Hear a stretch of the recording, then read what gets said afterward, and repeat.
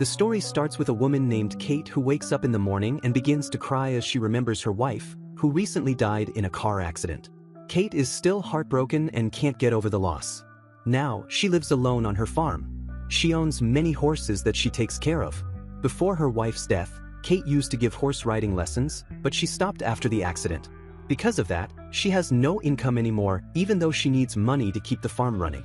One day, while Kate is in her barn listening to an old voice recording of her wife, a repairman or dealer arrives. She had called him earlier. He asks why she called him, and she takes him outside to show the shed roof that is falling apart. Kate tells him she wants it fixed.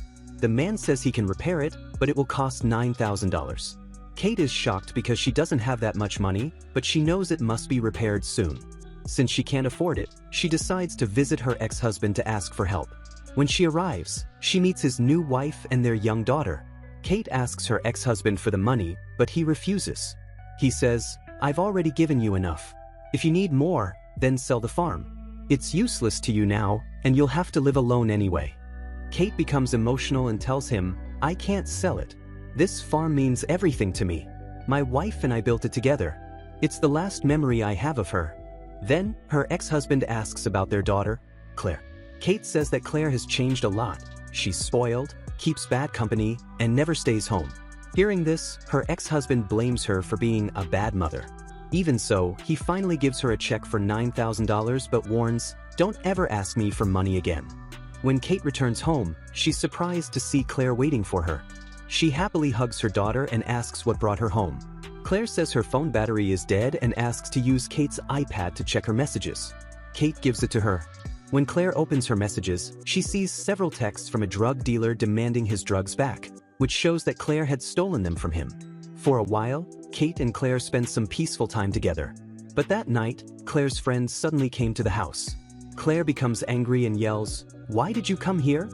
Her friend says nervously, "We have to return what we stole, or that drug dealer will kill us. He's been threatening me." Kate overhears everything and is shocked. She demands to know what's going on, but Claire refuses to explain anything and storms out with her friend. Late that night, Kate hears strange noises and goes to check. She finds Claire returning home drunk and disoriented. Shocked and worried, Kate helps her to bed. The next morning, she takes her daughter to the beach, hoping to talk calmly. But Claire says she can't tell her anything about what's going on. Later that day, when Claire goes out again, the drug dealer suddenly shows up at the farm.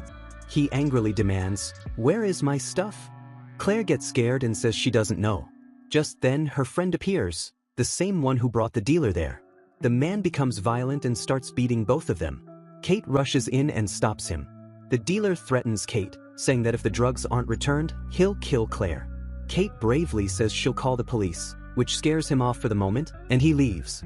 Kate takes Claire home and pleads with her to explain what's going on, but Claire refuses to say anything.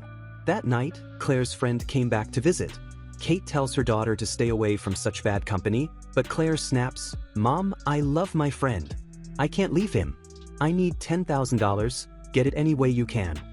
Shocked, Kate locks herself in her room.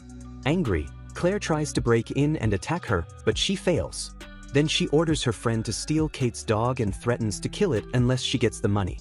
Terrified, Kate runs outside to save her dog. Claire attacks her mother, but her friend stops her and takes her away. Kate breaks down in tears over what her daughter has become. The next day, a friend comes to visit Kate. Kate tells her everything that has happened. Her friend comforts her and suggests she start giving horse riding lessons again to earn money. They spend the day working on the farm together and dancing happily at night, giving Kate a short break from her pain. The next morning, Kate wakes up to find her friend gone. She left a note saying she had to go home. That night, while Kate is alone, Claire suddenly returns, her clothes covered in blood. Shocked, Kate asks what happened. Crying, Claire says she had a fight with her friend and hit her with a stone, killing her. Kate is horrified. Claire begs her not to call the police. Kate asks where the body is, and Claire says it's in the car.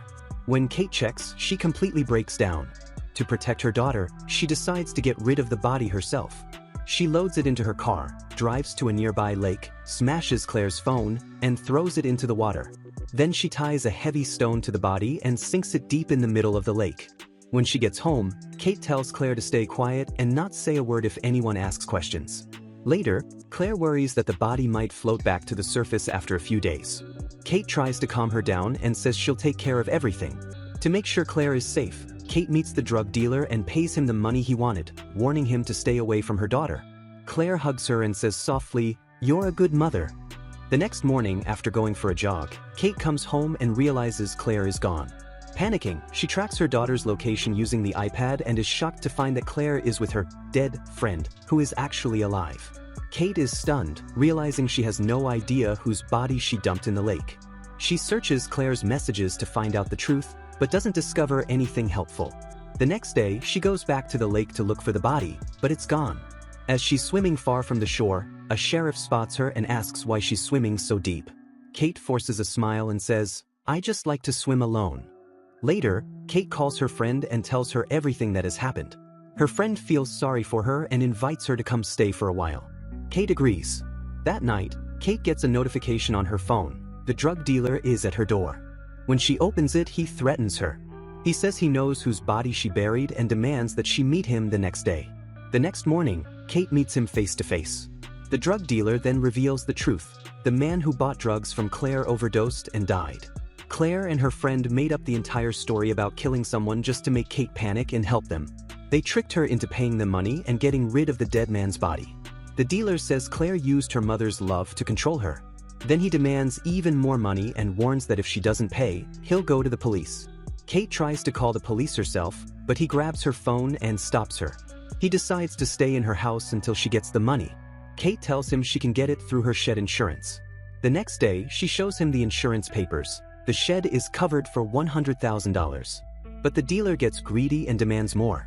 He asks if her horses are also insured, and when Kate says yes, he plans to kill them to collect even more insurance money.